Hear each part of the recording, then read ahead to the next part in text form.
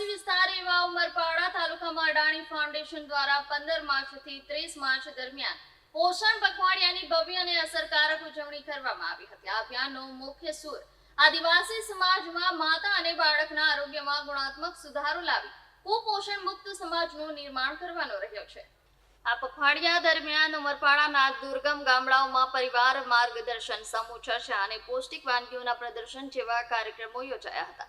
આદિવાસી સંસ્કૃતિ અને સ્થાનિક ભોજન પદ્ધતિને ધ્યાનમાં રાખી ગર્ભવતી મહિલાઓ, ધાત્રી માતાઓ અને કિશોરીઓને સંતુલિત આહારનું પ્રાયોગિક માર્ગદર્શન આપવામાં આવ્યું હતું. આ મિશનની સફળતામાં કુપોષણ સંગીનીઓએ પાયાની ભૂમિકા ભજવી છે.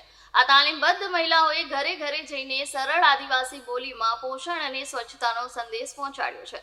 સરકારના આઈસીડીએસ વિભાગના સહયોગથી આંદોલનને વ્યાપક સ્વરૂપ ધારણ કર્યું છે. અડાણી ફાઉન્ડેશનના પ્રતિનિધિઓ મુજબ આ માત્ર ઔપચારિક ઉજવણી નહીં, પરંતુ અંતરિયાળ વિસ્તારોમાં આરોગ્યપ્રદ જીવનશૈલી માટેનું એક જન આંદોલન છે. આ પહેલ દ્વારા લોકોમાં પૌષ્ટિક આહાર, સ્વચ્છતા અને આરોગ્ય પ્રત્યે સકારાત્મક દ્રષ્ટિકોણ વિકસે તેવા પ્રયાસો કરવામાં આવી રહ્યા છે. આ ઉમદા પહેલથી ઉમરપાડાના નબળા વર્ગોમાં પોષણ સ્તર સુધરશે અને એક સશક્ત આદિવાસી સમાજનું નિર્માણ થશે તેવી આશા વ્યક્ત કરવામાં આવી છે.